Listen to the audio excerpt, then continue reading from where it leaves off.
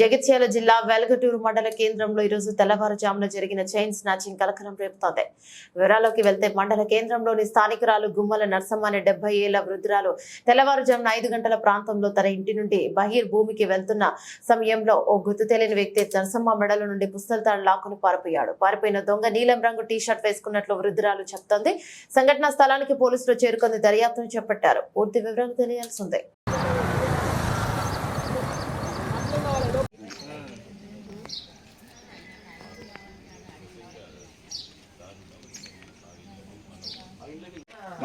పసుపు కలర్ తీసుకున్నాడా? పసుపు కలర్ దిగి వేసుకున్నాడు కాదట్రా.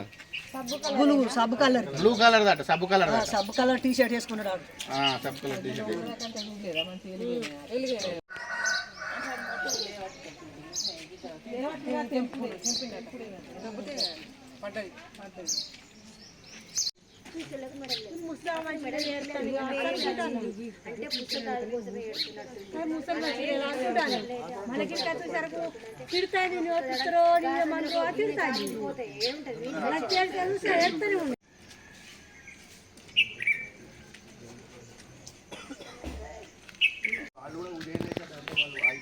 ముందు లేస్తారు.